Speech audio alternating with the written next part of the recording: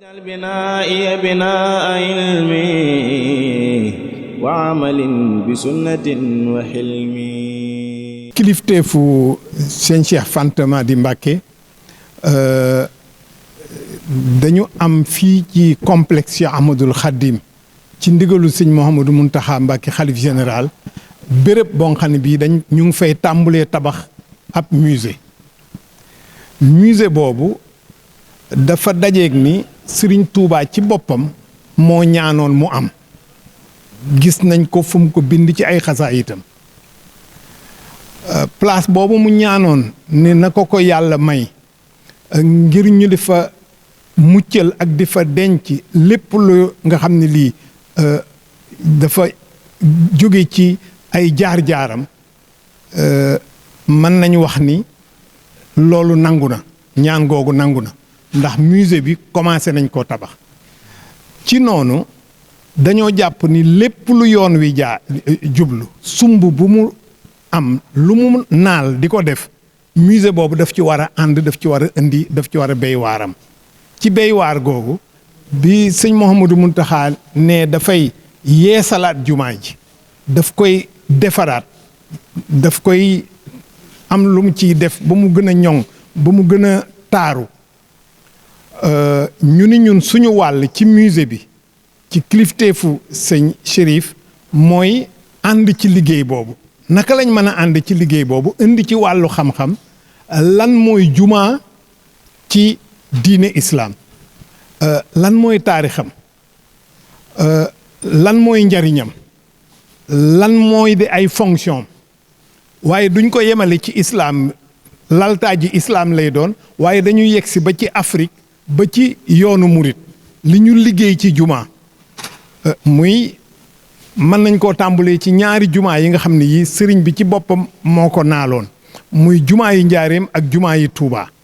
mu am lu muy tekki lu am solo ci yoonu murit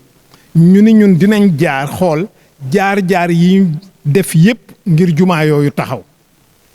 dem na ba ci raay bi nekk diggante Jurbel ak Tuubaa ak ni ñu wute ji woon xeer yi fu mel ni ndokk ñëw xalif yi nga xam ni yépp ñoo wuutu sëriñ Tuubaa ñoom ñëpp am lu ñu liggéey ci jumaa jooju loolu yëpp dañ koo bëgg a dajale def ko ab téere def ko ay nataal gaaral ko mbooloo mi wax leen jaar-jaar yooyu yëpp wax leen ni mu dëppoo ak yoonu islaam ak liñ ci liggéey lépp li ci xalif yi liggéey ànd ko ak taalibe yi muy lu am solo ku wax Touba wax jumaa yi Touba mooy li koy gën a mën a màndargaal ci noonu musée bi seen liggéey mooy dajale xam-xam boobu génne ko ci népp nuñ ko mën a nuñ ci mën a jote muy dee bu dee téere la dinañ ko ci bind bu dee ay nataal la dinañ ko génne dinañ ko def itam ci xarala yu bees yi fexe ba nga xam ni jumaa yu murit ju nekk ci kaw ci biir Touba wala fépp fonxani fii dëkku murit la wala fépp fonxani fii jumaa yi murit nekk na fa ñu yegg fa xam taarixam def ko ci xarala yu bees yi ba nga xam ni man ngaa toog sa kër nga nekk biir Sénégal wala nga nekk bitim réew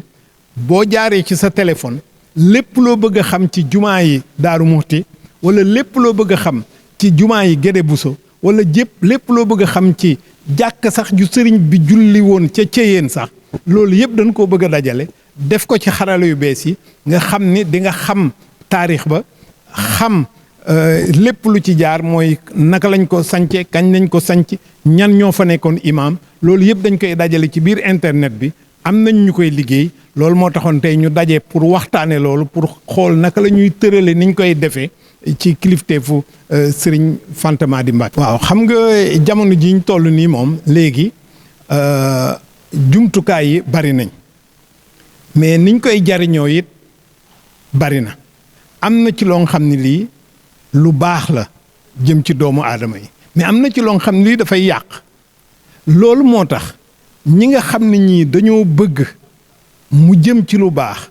jëm ci diine jëm ci jàngale jëm ci luy jariñ doomu aadama yi muy xam-xam bu am njariñ ñun ñu jariñoo ko ci loolu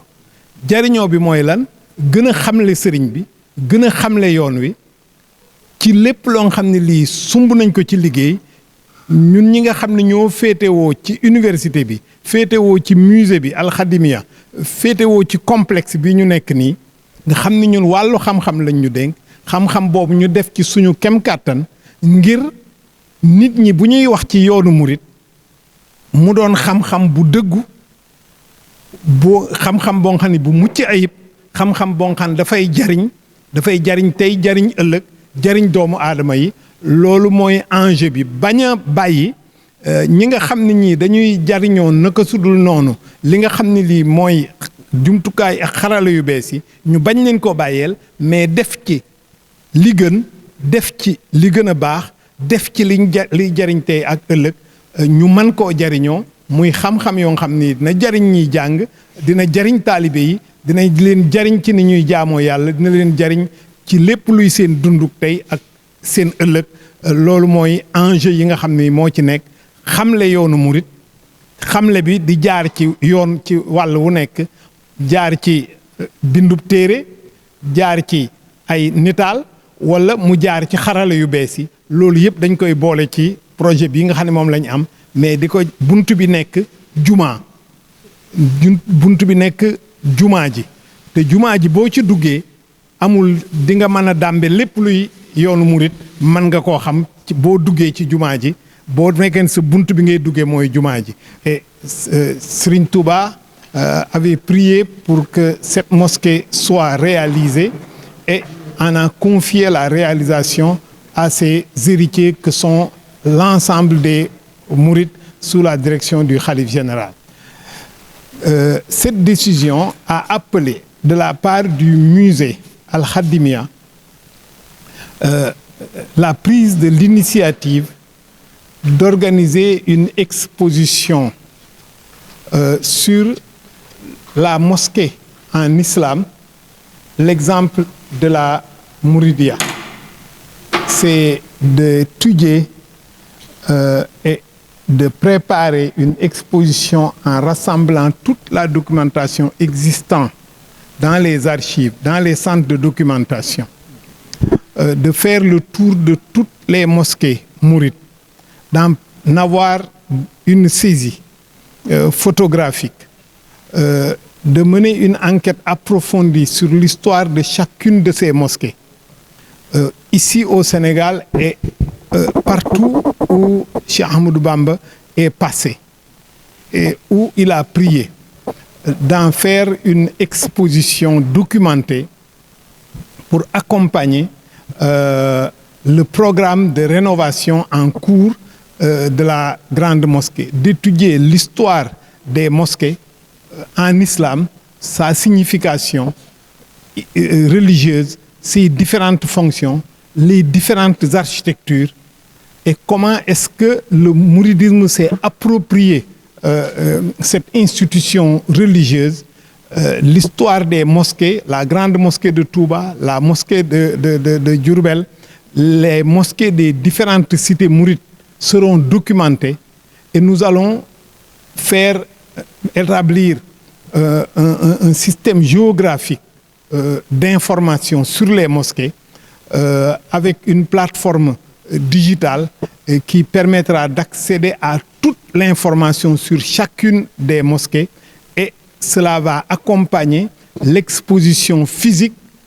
par une exposition virtuelle permanente et également des visions en 3D et tout ce que la technologie permet pour que les disciples de Cheikh Ahmadou Bamba accèdent à toute l'information sur le sens de la mosquée en islam, sur l'architecture de la mosquée, sur l'histoire des mosquées, en islam en général et dans la Mouridia en particulier. C'est ça que nous avions décidé de préparer aujourd'hui dans un atelier sous la guidance de Serigne Chérif Fanta Madi Mbacké, le coordonnateur du musée. Et donc, sous peu,